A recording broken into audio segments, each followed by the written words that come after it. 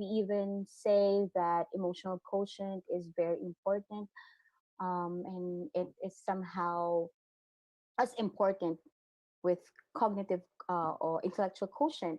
And we keep on saying that people who has high emotional quotient, or their emotional intelligence or high, then they will be able to uh, push through with whatever they are doing in spite of the obstacles that they are experiencing. Sabi, diba, in Filipino, sabi natin, yung mga tao na magaganda yung kanilang disposition sa buhay, they are the ones who can really pull off anything that you can present to them. And I would like to look at look at this detail of uh, what can social emotional learning do for our student. Motivation and inspiring or inspiration is part of social emotional learning. It is more of the social skills and the emotional skills, which is one thing that we are not, very capable of giving it to the students and the parents at this point in time. For our students, they don't have classmates, they don't see you physically, like they can see you virtually, but they cannot be with you physically. So this is also one thing that we have to consider, as well as the parents. We don't have this parent teacher conferences that, we can really relate and establish rapport to them. So let's talk about social emotional learning and how this theory can help us pull off these orientations that we are about to give, or some of you might have given already, pero pwede pa din po natin siyang ihabol as we go along. All right. So um, this is a presentation of um, social emotional learning theory. By the way, this is not my slide. I just borrowed it from was was WASO schools. No, so social emotional learning is self management. Is This is about self management, self awareness. This is about social awareness, relationship skills, and responsible decision making. Why do we need to do this? This is both. This is actually not both. This is for all of us, for the teachers, for the parents, for the students. All of us should have all these qualities, or we should improve this.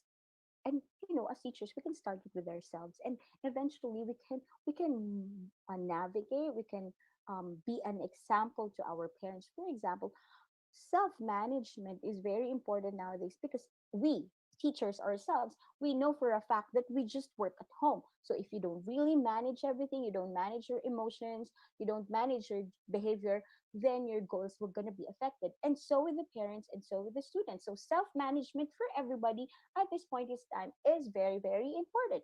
Next, self awareness, recognizing one's emotions and values, as well as the strength and the challenges. So we, as teachers, as parents, and the students also, should be self-aware. What can I really do? What is my present level of performance? What is my strength? What is my weakness? What are the things that I really need to give more time? So it's very important that we are aware of what is happening, or what we can do. For example, for us teachers, if you are not that techy, if you are not into technology and you just started this year, then just be aware, and you can cite yourself that I'm not very good at this, so maybe I need extra time so that I will be able to do this. So that's a self-awareness. For example, for some students, if they also know what are their strengths and weaknesses, then the parents and the students can also work on the time management, so that the children can exert more time, or could spend more time in the things that the students needs improvement. And then when it comes to social awareness, I think everybody um, should we should also promote social awareness, that all of us, I know that we teachers, we also have our own fair share of disappointments, frustrations. We even have our own set of problems.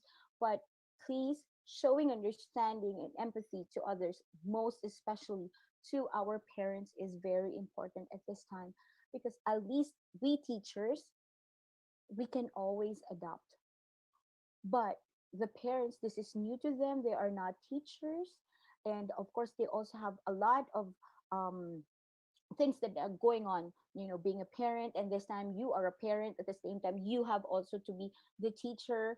So let's give some empathy to the parents, like understanding where they are coming from.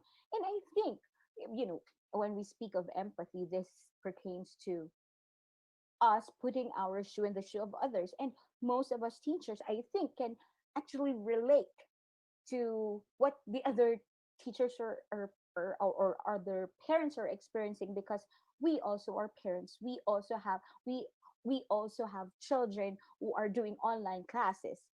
So it's the same feeling, right? So when you empathize, when you have social awareness that this is really happening, what we can do is we can um we can actually ask ourselves, like, if how do I want the teacher of my kid um communicate with me, or how do I want the school uh, facilitate this new kind of learning. So let's be aware of what is happening in the society. And on the other side, the purple one is responsible decision making, which is making ethical, constructive choices about personal and social behavior. And this time, everything, even though we have classes and all, the decision making is really on us. The parents' decision making, the students' decision making, us also decision making on our part. So we have to make it ethical, we have to make constructive choices. Although we're tired, we still have we need to be responsible in our personal and social behavior. uh, I've spoken to some teachers who are very saddening, and there are some teachers who are really not yet in the zone of doing this. It's like they haven't accepted it yet, that this is the new reality. I think, mga kabibal, it's very important for us. The first thing that we need to do so that we can motivate and inspire the parents to um, work with us is to embrace the fact that this is really what we need to do at this point in time, that we really don't have a choice. But let us not do this because we don't have a choice, but because this is our responsibility. So we need to act. We have to decide something on our personal and social behavior, because whatever is our personal and social behavior, if we look at this very negatively, then it will also emit that kind of idea to the parents. Then how can they work with us harmoniously? And next is relationship skills, forming positive relationship, working in teams, dealing effectively with conflict. I think the social emotional learning theory really um, presents to us the different side of this story, aside from preparing all the cognitive contents of this upcoming school year. So I think one essential aspect of this new normal is relationship skills. We really need to form positive relationship skills, especially to the parents. For example, before you don't really talk much to the parents. Now is the time that you really establish a rapport with them. This is the time, because if you form positive relationship, then you're gonna get the support also. So this time you have to um, be in the mindset that we are going to work in teams, because the children are at home. So whatever we're gonna give to them, uh, the parents will be able to see it. And there's the only help that we can get is from the family and the parents. So um, by building relationship with them, even conflicts can be addressed and dealt with effectivity. All right. So this is another one. This is from ResearchGate. So um, it's basically like this. If we were able to manage our emotions, our personal and social behavior, if we have positive relationship to to, you know, I think if we are ready emotionally to what is the challenge in front of us now, I think this will work uh, easier than what we think. Uh, so we need to have clear expressions of our feelings, of our beliefs, and thoughts, yeah, by using messages, to giving messages to them. This is one. So when it comes to responsible decision making, problem solving, taking responsibility, and collaboration. So at this point in time, it's not our sole discretion, or this is not our sole uh, decision making. So when it comes to the learning of the children, of the children, of I'm referring to the parents, we need to involve them.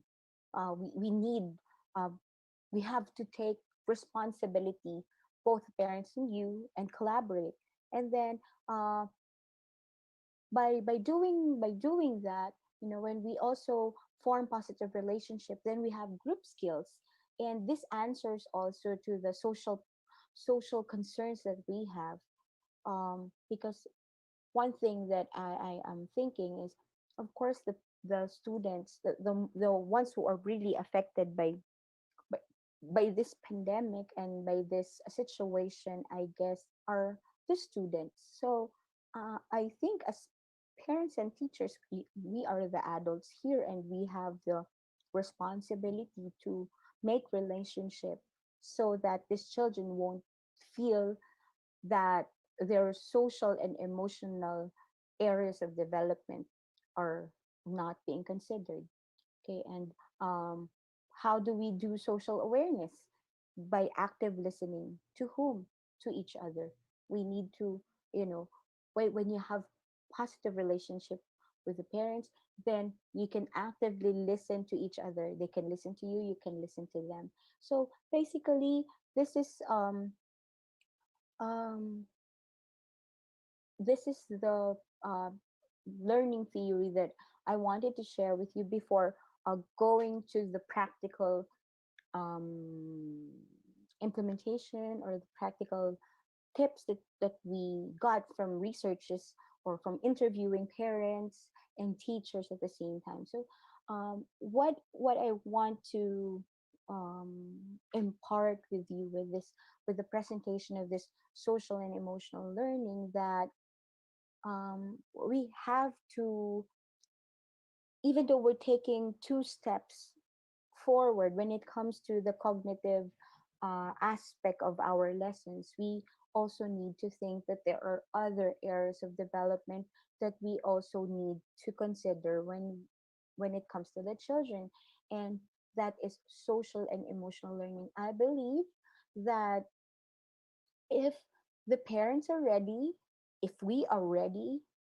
then we can make the students ready also, and they can perform properly during this time. All right. So this is also another presentation. So it doesn't mean that if you are considering social emotional learning theory, there's no cognition. It goes hand in hand. It's always integrated. Social, emotional, cognitive, language, communication, all of these are interconnected. But with this learning theory, because it's a learning theory, that's why cognitive is also there. But it's just that we we will do a little different in terms of approach. Like, we will consider the social and emotional, then cognitive can also be improved. For example, you see black lines here. The ones, the letters or the words are in green, actually pertains to social. So if we will also consider the social skills, or the social um, area of, of the relationship, or of this learning, then we can establish respect. I think establishing respect for all, both parents and students at the same time, parents respect to the teacher and students respect to the teacher is very important in this time at this time. And then there's also when we talk of social, it also pertains to teamwork. And if we work as a team, then the task would be easier. Then when it comes to emotional, you will see coping and empathy, because everybody's coping at this point in time. So we always have to remember that it's not only you who's coping. Uh, all of us are coping, right? The environment, um, especially this time that we have social distancing. So coping and empathy should always be part of it. That everybody's coping, you are coping, parents are coping, and most especially the students are going to cope. But of course, there's no way to go. We always have to cope. But how are we going to do this? We should also, even though we have our own set of challenges, we always have to do empathy. And then, of course, this also works cognitively. So if we practice all of this, then the executive function is going to uh, be there. So when we speak of executive function, this pertains to organization skills. I think organization skills at this time is vital for the children and parents. And then focus um, can be achieved, and of course problem solving. So I'm just presenting to you that um, even though it's overwhelming in terms of the condition and the situation in this pandemic, I believe that we can look into other theories of learning that can help us. Let us not just focus on the cognitive aspect. um, Sabi po, 'di ba, if buo yung loob mo, you can do anything. So I think it's really for us to embrace and believe that the parents can be motivated and the parents can be part of it. But of course, we always have to establish respect to them. We have to understand that they are also under coping mechanisms. We also have to empathize on what is happening to them. At this time, ang talaga pong weight ay nasa ating mga kaguruan, tayong mga guro. Kasi um, tayo yung naatasan para um, asiksuhin yung magulang, asiksuhin yung bata. At the same time, paano din naman tayo? So, don't forget also to, attend to your social emotional needs din po. All right. So, question to our teachers out there at this point in time, how does this new reality in education made your relationship with your students, parents, and families has become?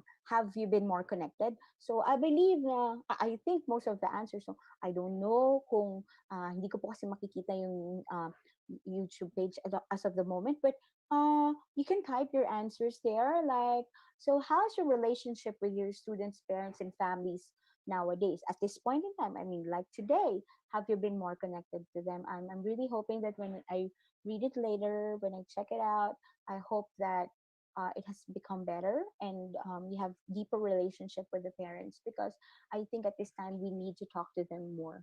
Okay, so why did I ask this question? Because according to a research made by Be a Learning Hero organization based in New York, there are different feelings right now that the parents are actually experiencing. Um, Although this is a Western research, because we don't have our research, but all of us are human beings. So somehow, our parents are also experiencing all of this. Like hopeful, some of them are hopeful because we need to have hope all the time, and some of them are grateful, optimistic, safe. Some of them are frustrated. Some of them are calm, overwhelmed. But according to this research, almost all of the uh, parents halos equal ay anxious and worried. I think that is the term that most of the parents are feeling now. Whether their kid is enrolled in the DepEd schools or in the private schools, I think everybody's anxious. Everybody's asking questions, like what is going to happen. So by starting to empathize on these feelings, we can help them out. So why did I present this? I just wanted to remind us that the parents have different kinds of feelings, and um, these are some of them as of the moment. Okay, so I will just present to you. These are some of the text messages that um, I have asked parents and teachers as their concerns for this coming school year. So uh, this came from parents, this came from teachers. So everybody has their concern. Everybody has questions to ask. So in summary, just to give you um, um, a clearer picture of where the parents are coming from, because if we could understand them, then they will be more motivated. They will be their emotions will be heightened, and they can really be involved in whatever we're gonna do. So this is just a summary of what the parents are concerning about. Lack of confidence to pull off teaching. They are scared. They don't know how to teach. And then of course there's this issue of flexibility of schedule for working parents, which is actually addressed now because we have the synchronous and the asynchronous learning. Actually, the asynchronous learning is the answer and the respect for families who have different schedules. And then they are also, of course, apprehensive of the workload because they think that all the teaching load will be given to them. They also, in summary of all the surveys that we did, they also wanted clear directions from schools, uh, that the schools should really guide them. They wanted to do it, but of course, how to do it is the question. And then fear that they don't know how to teach, coach us for. They said that they wanted to coach us for improved results, limitations of our. They also have some concerns like limitations of their involvement, clear expectation from parents, assurance of support, being there and always, webinars and workshops. So these are the summary of parents' concerns. And then these are the teacher concerns. So that the parents who are listening out there, you should also know, dear parents, that our teachers also have their concerns. We teachers also have our concerns. And that is the availability of parents, which is again was answered already by asynchronous learning, number of students in the house. This was answered also that they don't really need to go like 6 hours in attending classes. About patience of the parents, trust issues of the parents. So dear parents, please trust the teachers. But don't worry, teachers who are also out there. According to researches, yung trust naman daw po ng mga magulang sa atin ay halos 90%. And whatever we give them, like materials, learning materials, 90% of them, they will actually use it. So when it comes to trust issues, I think at this point in time, they also trust what we give to them. So lack of mindset, because we teachers sometimes also, if we are not ready, we also think that the parents are not ready, or the parents doesn't really have this mindset of what is going to happen.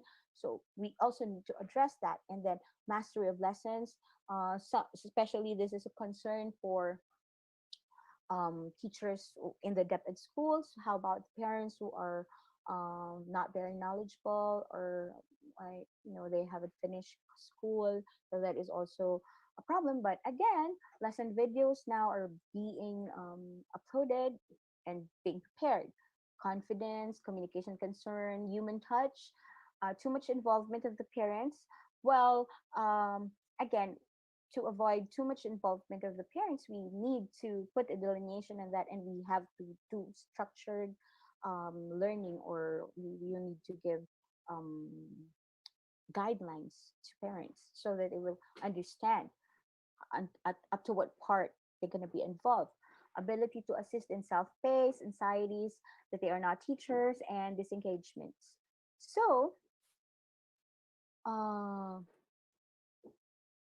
communication and relationship with parents and students. So this is actually very important for us. So um, for us to motivate, for us to arouse the parents' involvement, especially this time of orientation, we have to activate the parents.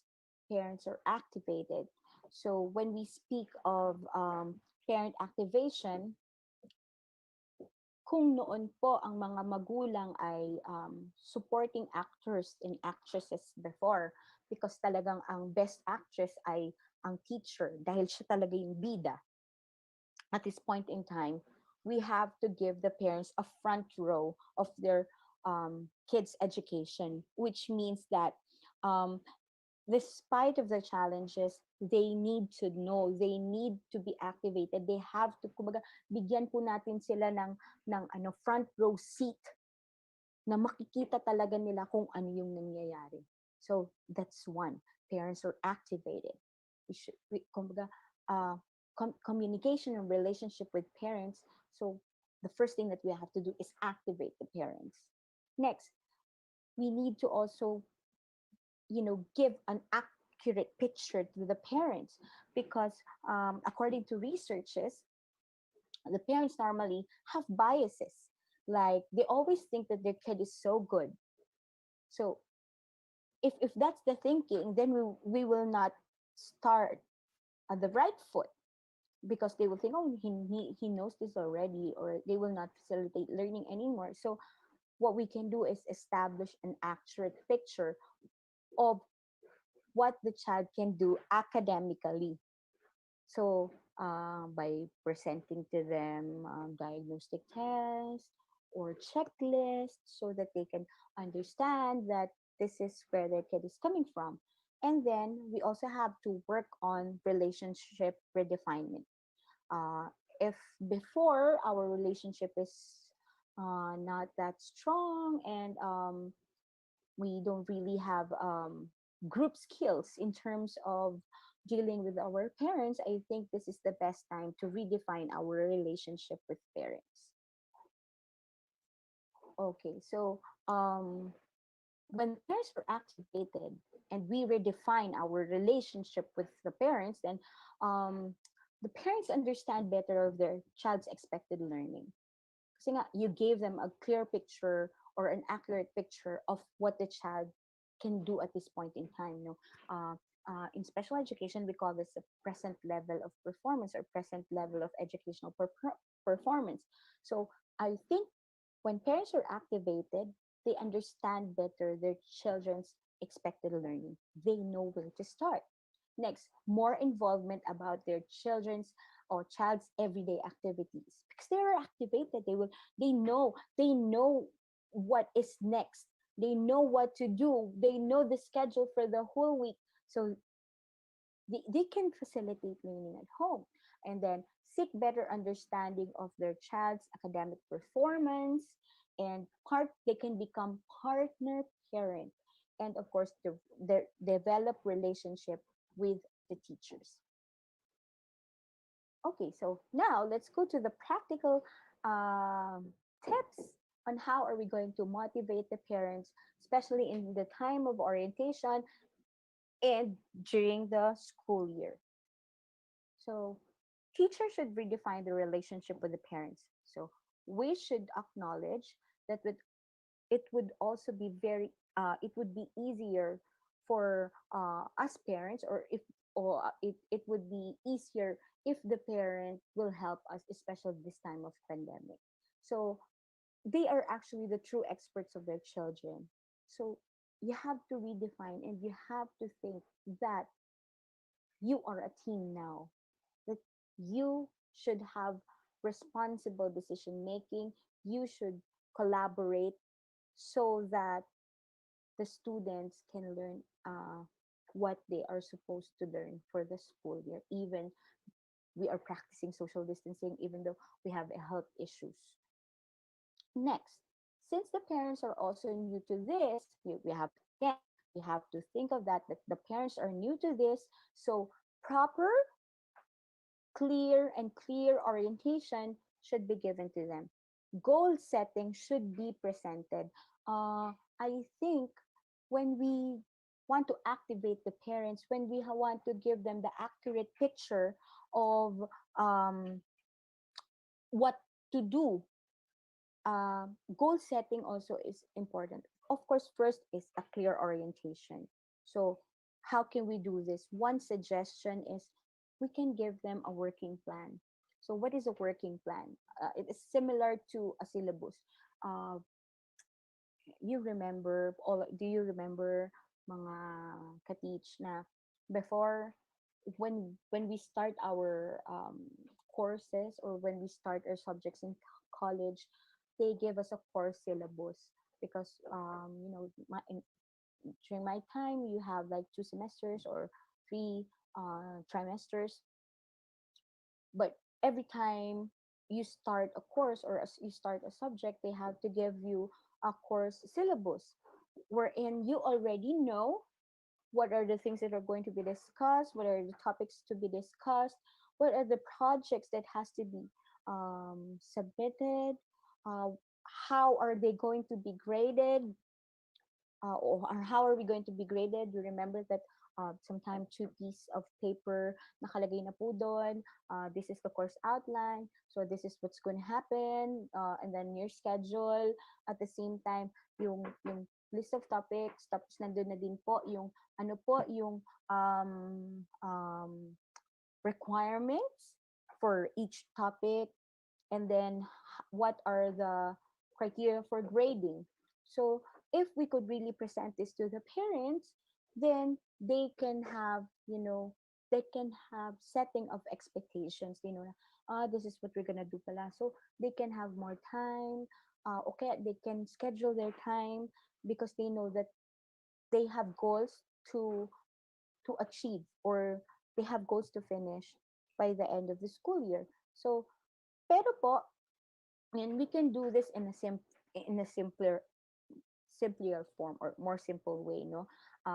Infographic, pwede po mga one page, ganyan na may mga drawings, for the timeline. For example, para pong pag nagtuturo tayo ng mathematics, like we do timelines, but using graphic organizers. So an infographic timelines is would be very helpful for the parents, so that they could just post it in the refrigerator, and at least they can see, oh, it's time for, oh, it's going to be time for assessment, it's going to be time for project submission, so on and so forth. We can also give them task list, so that they can uh, know how much more work they have to do. So I think these are very, very good practical applications of how can the parents understand from orientation itself. Um, they know already what are their deliverables. So when we speak of orientation, I think it's very important that the parents knows what they are signing up for. So give a clear orientation to them. How are you going to do it? So which means that before you start, also on the part of the schools and the teachers, before we start, we already planned this. We already know also what is going to happen for the whole year. Okay, that's number two. Number three, to boost confidence, because that's also one thing that the parents are actually concerned about, boosting their confidence, because they are not teachers. So to boost confidence and remove anxiety, lead them, because now you have redefined your relationship with them, so you can actually have a very good partnership with them, so you can lead them, you can guide them, be there in every step of the way. And how are we going to do that? So this is one thing which is very, very simple, but I think very effective. First is refrain from using teacher jargons. So mga kabibal, ka-teach, wag na lang po tayong gumamit ng mga terms na tayong mga kaguruan lamang ang nakaintindi. Let us use layman terms for our parents, so that they will not be overwhelmed. Next, make it simple. When you want to make your course outline or infographics, or um, um, like info sheets when you want to make projects and all. Make it simple that even the students themselves can understand and follow. This will lessen also the time that the parents will always think about what their children can do. So what do we mean, what do we mean by this, and how are we going to do this? Please make your instructions, your info sheets, your ano bang tawag siyan? Guide, lesson guide, uh, developmentally appropriate as possible. So, which means that please know what your children or what your students can do.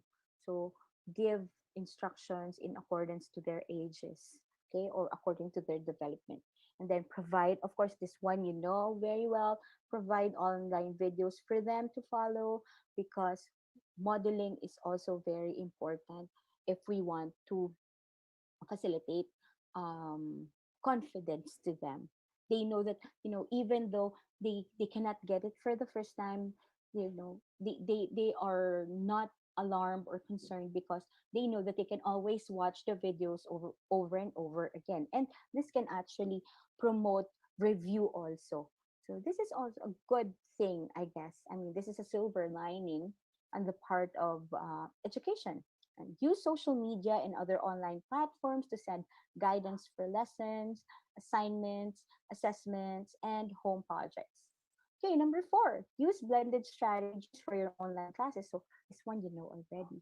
So you also have to know that not everybody can go for synchronous learning. So this is to give flexibility to the time of the parents, give options, because number one thing that we need to do so that we can establish motivation to them is to respect their time. Okay. So provide online workshops also, uh, webinars for parents for confidence in handling school tasks. I think for them to be motivated, they need to have a lot of confidence. So confidence is the key. And then last but not the least, regularly communicate with them. So we cannot do home visit, we cannot do face-to-face classes. So according to researches, parents appreciate it so much when we update when we update them with the progress of their children, their academic status through phone calls, chat, and text messages. Uh, I've uh, I've read one article that says parents appreciate text messages, because even though that they cannot attend to the text messages right away, especially if they are working, at least when they have time, they can always read it, and then they can always reply back to you. So, phone call, chats, text messages are highly appreciated by the parents. And don't forget that technology is on our side. Right. So, this is the last stretch of my webinar for today. So, if we have to motivate, if motivating the parents is vital, as well, it is also being followed by motivating our students. And how are we going to motivate our students? Of course, through the help of the parents. First is focus on their key skills. So this can be very overwhelming to a lot of students, to all of us. So if it's overwhelming, you think that there are a lot of things that the child should be learning, then step back, take a deep breath, and think of first things first. Focus on their key skills. Their foundational skills first are very important, such as reading, mathematics, and writing. So, how do we do this? We have to know again their readiness to the lessons that are going to be presented to them, no matter what grade level they are. So, it's more having a starting point, especially at this time that this is the first time that we're going to do online learning. So remember to motivate our students, focus first on the skills that they really need. I think that is the reason why also the Department of Education released the MELCs, or the most important, most essential learning competencies, because we will go for the basics first. We will go for the foundational skills first. So don't forget that when we deal with our students. Yun muna. first things first. Second one, establish a study routine, habits, and eliminate distraction. So please tell the parents to establish a routine, and if the parents doesn't know how to make one, then we teachers can formulate one. Like, how many hours do we really ask the students to sit down and watch the videos? For some it's 2 hours, for some it's 2.5. So we have to establish a study routine or habits, and of course we have to eliminate the distractions to them. So ang paano bang gagawin natin doon? Like, create balanced schedule. um, you don't want to have uh, too long screen time for the kids. So we always remember that there are also areas of development. Do not forget your SEL or your social emotional learning, that there are other things also, or other developmental areas that need to be addressed also with the children. So you also eliminate distraction. For example, if they have tablets, if they have uh, um, computers, you have to, I don't know, you disable first, like games or applications that are not um, going to be used for classes. So there's always time for everything. Okay, next is develop deeper relationship with students. If you are to make positive relationship with the parents and so with their students, so their emotional well-being is also very important to the students. So you can ask them every now and then, how are they doing? Uh, Always assure them that if they need help and if they don't understand something, they can always message you. So if parents and teachers can be anxious about this new reality, and so are the learners. Yung anxiety, yung stress na mararamdaman ng mga estudyante natin, mararamdaman pa lang po nila yan ngayong pagpasukan. So we also uh, need to establish again relationship, because if they know that they have resilient others like the teacher and the parents, then mas magiging kalmado po yung ating mga bata. Okay, then implement structured activities for the learners so that the students will not be chaotic, the students will not be uh, confused of what you want them to do. Um, Everything has to be structured po. Actually, structured learning, structured activities always work in our field, in the special education field. But I think this works for everybody. So again, I'm asking you to give easy to follow steps when you want to give them lessons or things that they have to submit, like projects and all. Please make it a structured activities. Like, you can do like step 1, step 2, step 3, so that when even without the parents, they can also do it. Halimbawa, balikan natin, no? So, ibalikan po natin yung example na ginawa ni, o yung prinsipyo um, ni Maria Montessori, na kaya yung mga bata nila, the teachers are facilitators because their materials are actually self-correcting. So, pwede po nating i-adapt ng konti yun, like, paano ba 'to na hindi siya makaka-continue kung mali yung ginawa niya. So, make easy to follow steps even without the guidance of their parents. Because I've watched testimonials of some parents, no, through online streaming, na may mga magaganda daw talagang ginagawa yung mga teachers, na kung saan kahit hindi tinutulungan ng magulang ay naiintindihan nila yung pinapagawa ng teacher. So again, babalik po tayo dun sa everything that you give to the students should be developmentally appropriate. And last but not the least, promote and enjoy family time. So this is to motivate the students also na may buhay pa rin. With all the news ngayon, sabi nga, medyo iwasan ng konti yung sobrang panonood ng balita. No? Yung balita naman natin, pare-pareho naman eh. Yung balita mamayang gabi, yun din yung balita bukas ng umaga. No? Wag na po tayo masyadong mag-alala. Kung hindi, gawin natin yung part natin at this time of pandemic, and always remember that these kids, these learners, no matter what age they are, they don't go to school at the moment. So they might be missing you, teachers. They are missing their classmates. So the parents can be their teacher and their classmate as of the moment. So palitan po natin encourage po natin yung ating mga magulang na palitan yung nawawalang time with the teachers and classmates, na sila po muna yung magkaroon ng enjoyable family time, at the same time nagpo-promote po ng learning. So that ends my webinar. I don't know if you have some questions, but to sum it all up, to wrap it up, mga kabibal, no, I think that it always starts with us also teachers embracing and accepting the challenges of the new reality. And then when we have a clear picture of what we want to do, if our schools have clear picture of what we want to do, then we can always transfer or pass it on to our parents and to our students. So uh, don't forget po, no?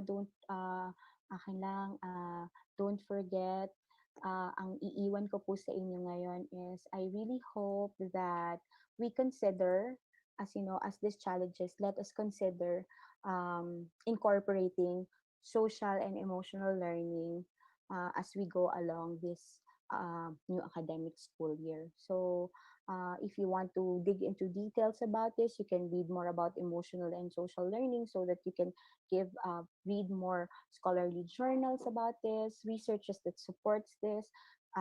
This can really help us. So sabi nga, we can actually use all the help that we can get now. So since hindi pa talaga nagsisimula ng formally yung ating school year, we can also add up, wala naman pong problema to get best practices from different theories.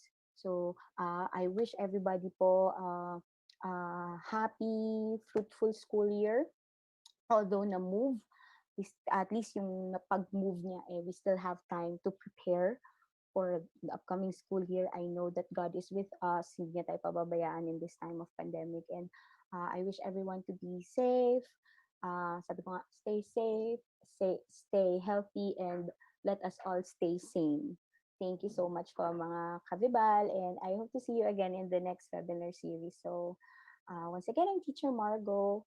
So if you have questions, you can, I don't know if you have um, typed it in the comment box. So mga kabibal, Miss Thank you Jillian, very do you have much, a question? Teacher Margot. Now Yeah. we will proceed to the question and answer portion. Our first question is from Roberta Pateros. Should we answer parents' concern or queries sent to us late at night or beyond working hours? Okay. So, thank you for the question. Sa akin po, kaya nga po we have to make a structure. If you make a guidelines out of it during your orientation, you can put it that questions are parang your lines are open at this time only. Kumbaga po, hindi niyo po kailangang sagutin, lalo na meron rin tayong mga sariling buhay. But you just make sure that you will answer it first thing in the morning when your office is open, or when you are already on duty, dun yun na lang po sagutin. Pero ma'am, para hindi rin lang po kayo masabihan ng si teacher naman, di ako pinapansin, during your orientation time, you can say that my lines are open until 6 p.m. So messages after that will not be entertained, because you also have your families to attend to. So pwede naman po yun. Like kami po, no, in our center, we don't especially on weekends, we don't really answer queries. We don't as much as possible po. Kasi yun nga, we want to respect time. And I think it's vice versa. To the parents also, they don't want you sending them messages late at night. So it's the same thing po. So it's just a matter of how are you going to explain it to them po during your orientation. Okay, teacher. Thank you so much. Next question is from Al Cameron Avila.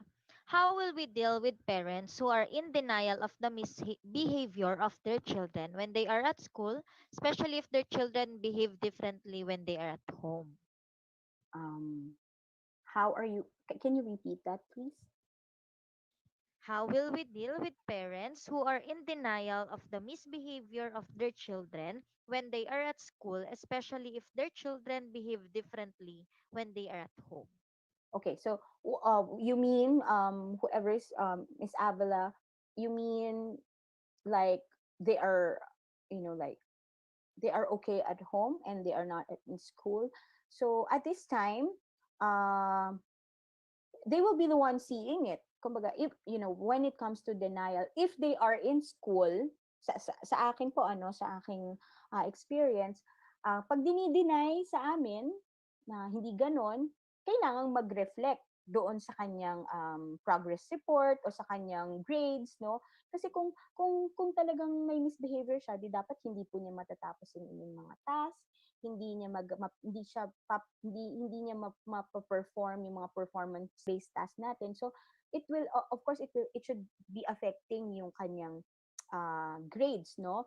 Pero sa panahon ng pandemic, since hindi mo naman makikita yung ganung behavior at kung sinasabi ng parent na sa bahay okay naman siya, as long as nakakapagpasa sila nung inyong mga pinagagawa, sa ngayon po, doon muna tayo. Pero halimbawa, di ba po, nagsisynchronous learning kayo at talagang during your sessions, nag-misbehave, i-journal nyo lang po.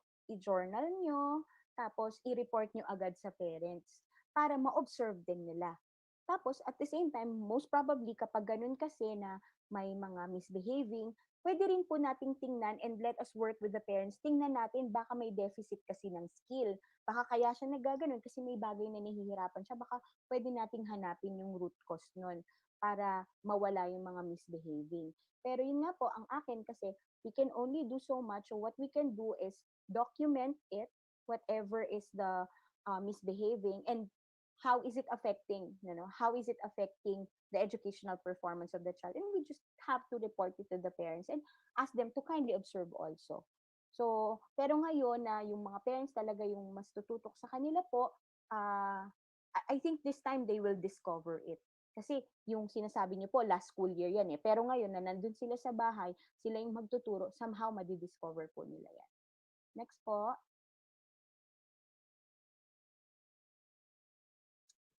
Thank you for that, Teacher Margot. And our last question is from Felix Ray M. Igual. There are parents who enroll their children in the school year besides the fact that they have negative outlook on the different delivery modes of teaching introduced to them. What shall we do? Yun nga po, no, there are parents who haven't embraced it yet and they are still apprehensive of what we are going to do. So I think, Teacher Felix, for us, we just do our thing. Uh, we just do what we are asked to do. So if we are to send our lesson videos, still po, sila yung mga tao na mas kailangan nating bigyan ng clearer picture para mawala yung negativity. So alam ko po na it's easier said than done, pero yun nga po, we structure everything. We present to them in a way na sila mismo po maiintindihan nila, oh, parang mag-work naman to.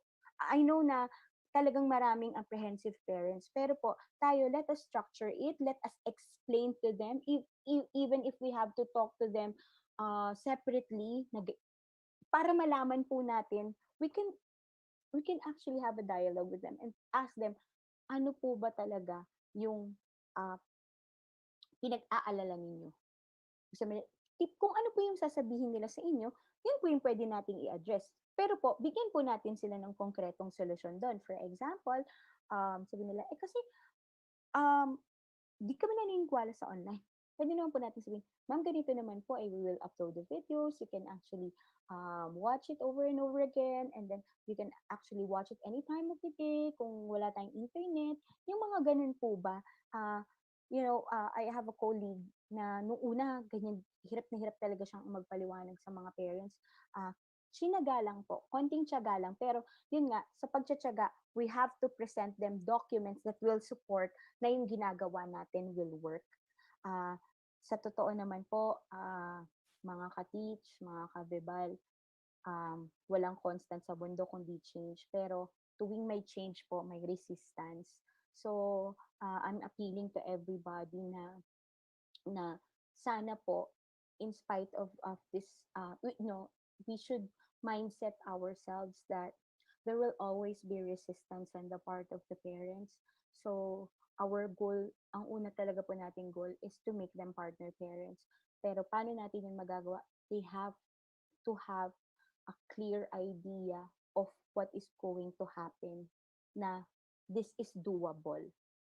Ah, kumbaga, yun lang naman po siguro yung pinanggagalingan ng mga parents. Although po, I cannot speak for all. May mga parents talaga na will always, present negativity. But again, we just do our part.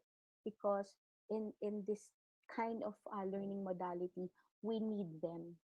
Makikita rin naman po nila yun na yung mga parents na involved, yung mga parents na nagsusupport, iba sila kumpara doon sa mga parents na nine-neglect yung responsibility nila. So, teacher, I know this is very hard for all of us, but I think we can start by just doing our share. Do what we are asked to do.